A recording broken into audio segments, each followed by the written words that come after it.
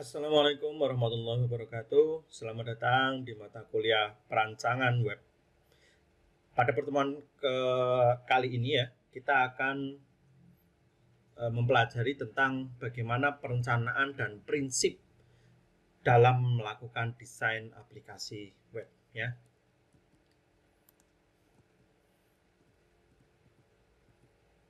Oke, perencanaan website ini merupakan awal proses dalam merencanakan suatu halaman web. Jadi ketika seseorang membangun suatu aplikasi website, maka salah satu hal yang harus dilakukan terlebih dahulu, yang paling awal adalah perencanaan website. Kira-kira website ini nanti mau dibuat seperti apa, layoutnya seperti apa, usernya siapa, kemudian mau dibuat seperti apa, dan lain sebagainya.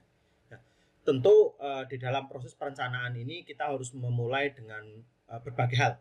Terutama yang paling penting adalah mengumpulkan seluruh data serta informasi yang kemudian hasil akhirnya adalah suatu set map. Ya.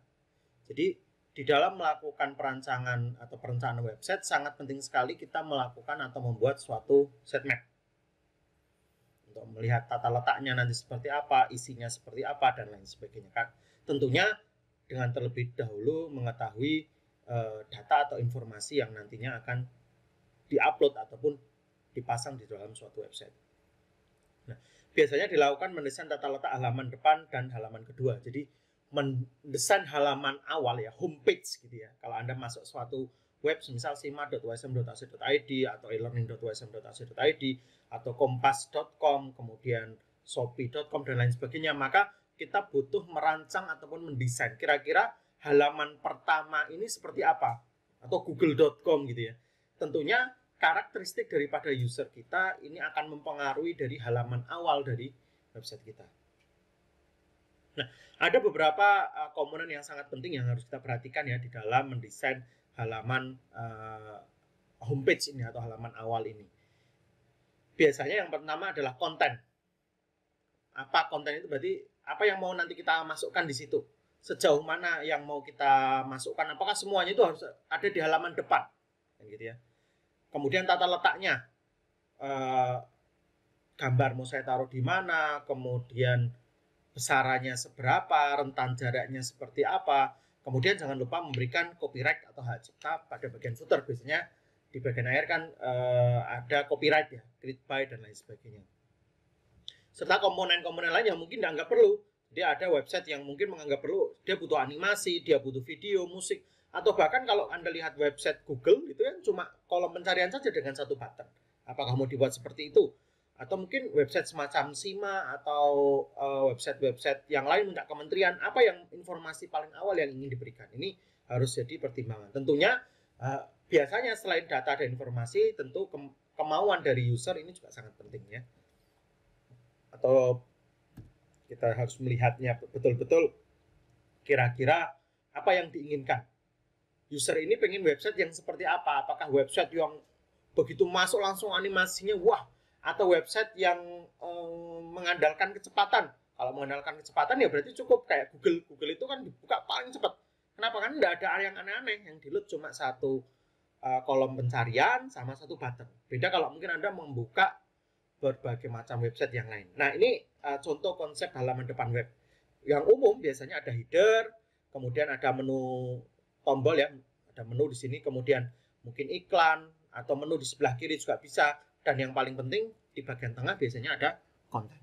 Nah, ini yang tentunya ini halaman yang sangat basic ya. Tentunya kalau kita lihat perkembangan, kalau ini company profile tentu bentuknya nggak seperti ini. Banyak sekali desain-desain modern, dan biasanya yang akhir itu ada copyright ya. Ini contoh konsep halaman depan ya. Ini halaman depan yang sangat standar.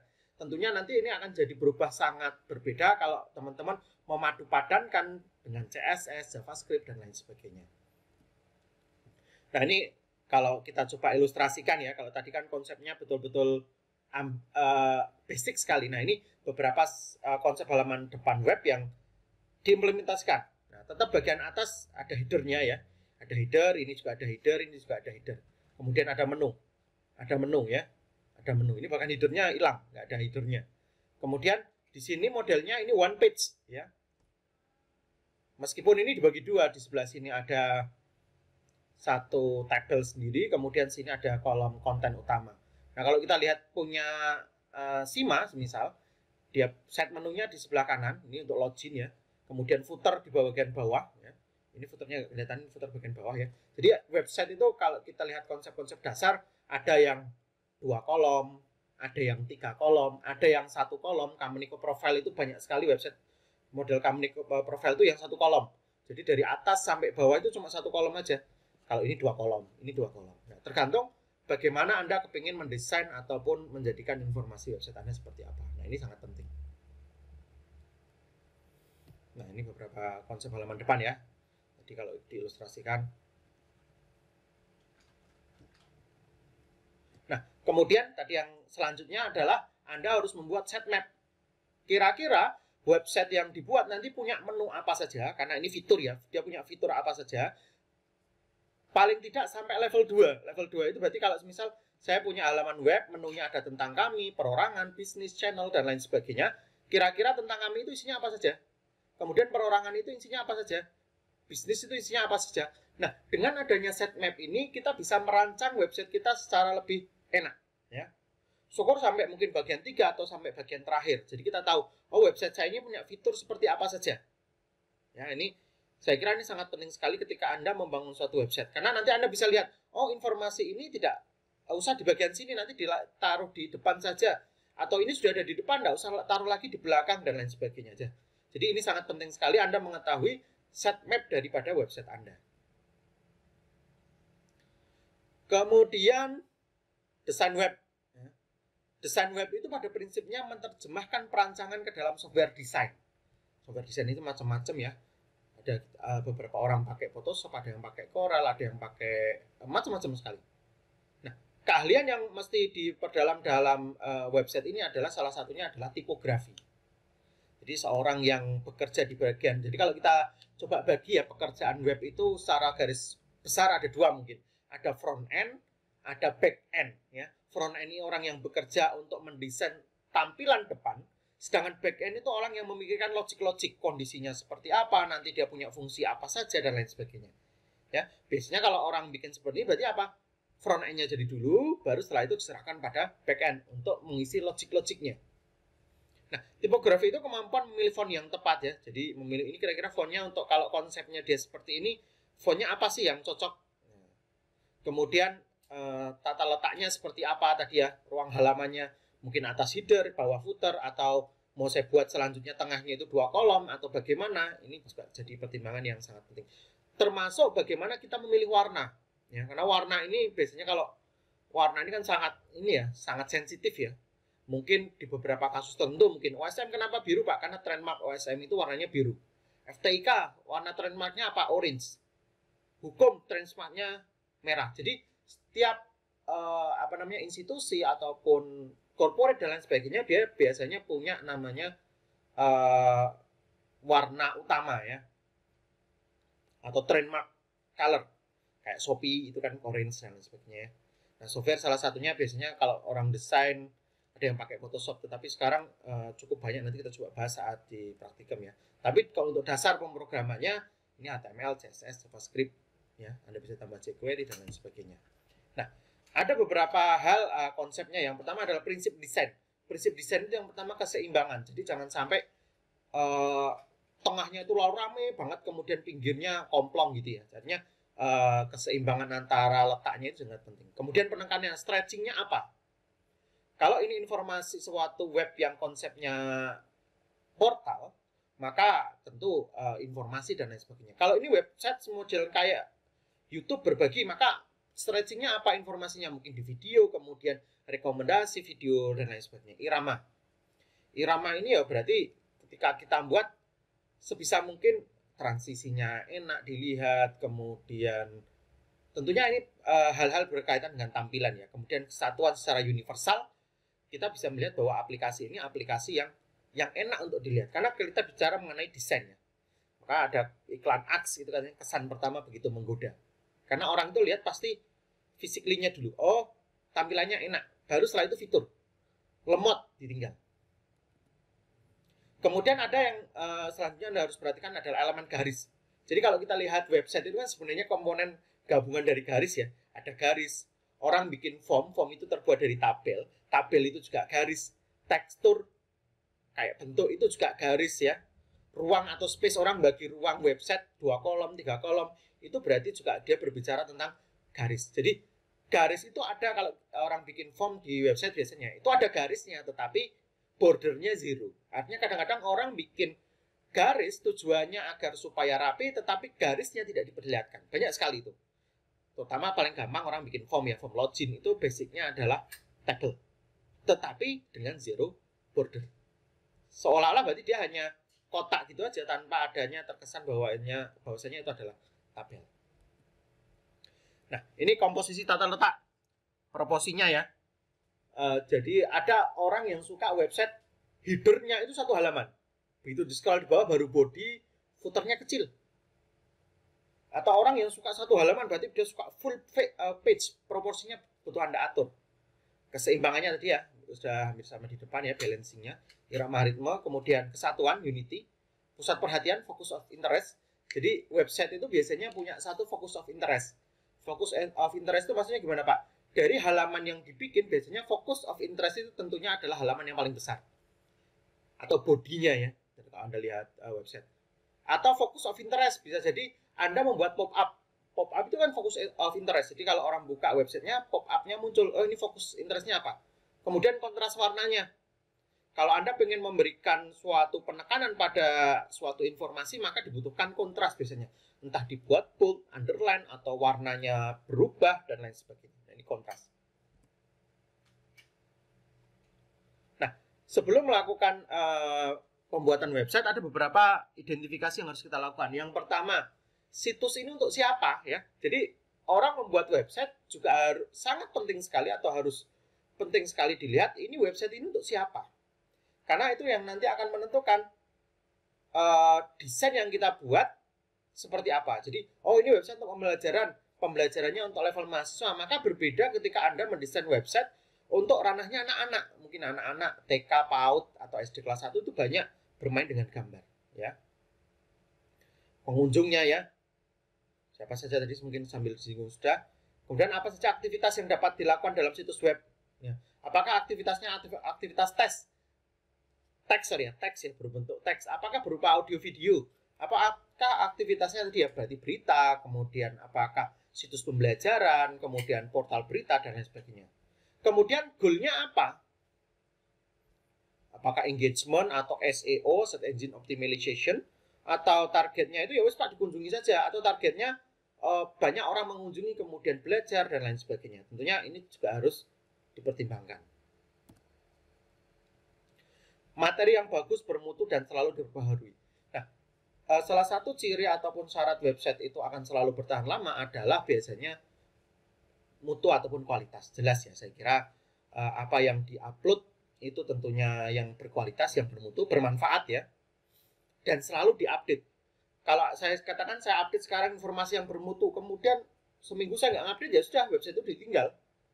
Jadi selain informasinya bermutu, bagus, datanya pun harus selalu diupdate.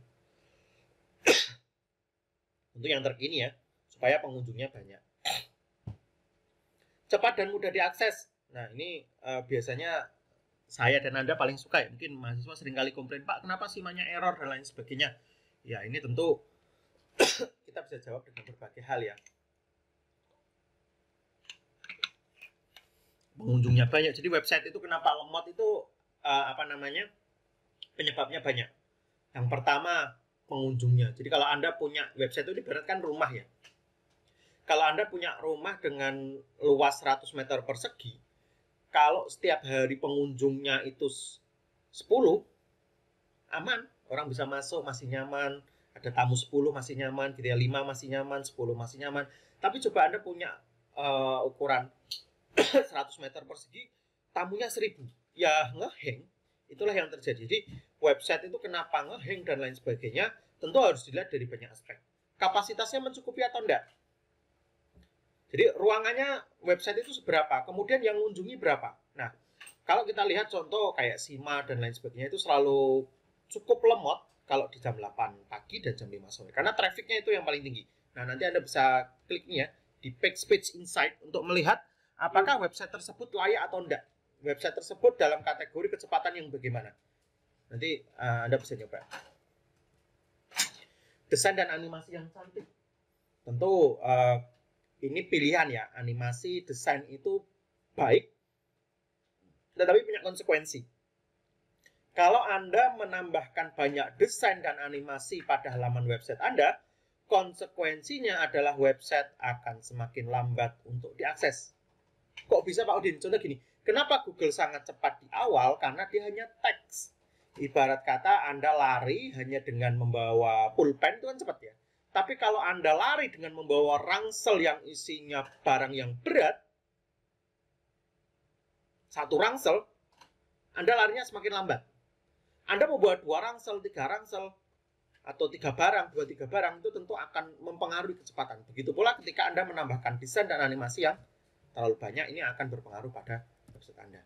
Promosi yang gencar. Jadi website yang baik, website yang bagus, tidak ada artinya kalau tidak ada pengunjung, tidak ada yang datang. Maka sangat penting sekali untuk kita melakukan promosi. Ini website-website yang skala luar ya, bukan website institusi. Kalau institusi kayak USM jelas pengunjungnya pasti banyak karena mahasiswa itu adalah pengunjung utamanya. Mereka dipaksa mau tidak mau harus mengunjungi SIMA, harus mengunjungi website USM, harus mengunjungi website e-learning dan lain sebagainya. Terpaksa.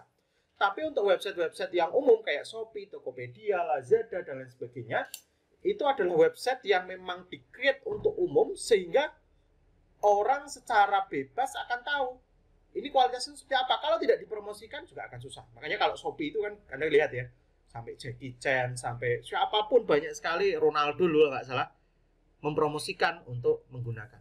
Nah, silakan nanti saya akan buat di kolom diskusi ya. Saya minta tanggapan Anda tentang bagaimana tentang website Google misalnya. Apa pendapat Anda? Kemudian, misal Bukalapak, Anda ganti mungkin Pak, saya nggak mau ke Bukalapak, Shopee dan lain sebagainya, boleh diganti Shopee, Tokopedia, Lazada dan lain sebagainya. Saya kepingin tahu pendapat Anda tentang website-website ini seperti apa. Nanti saya taruh assignment-nya di diskusi ya, nanti Anda bisa isi. Kemudian semisal Detik ya, Pak saya nggak mau pakai Detik Pak, saya mau pakai semisal Suara Merdeka, saya mau pakai semisal Kompas, Tribun, boleh nggak apa-apa, yang penting tentang news ya. Terutama saya kepingin sekali Anda mengomentari bagaimana tentang aplikasi desain ya, kita bicara desain ya. Desain nanti Anda bisa nyambungkan juga dengan beberapa poin yang tadi, misal kecepatan, tata letak, dan lain sebagainya. Bagaimana tentang SIMA? Bagaimana tentang e-learning ya? Tanggapan Anda seperti apa? Nah, ini saya ilustrasikan saja. Semisal, tadi saya sudah buka nih.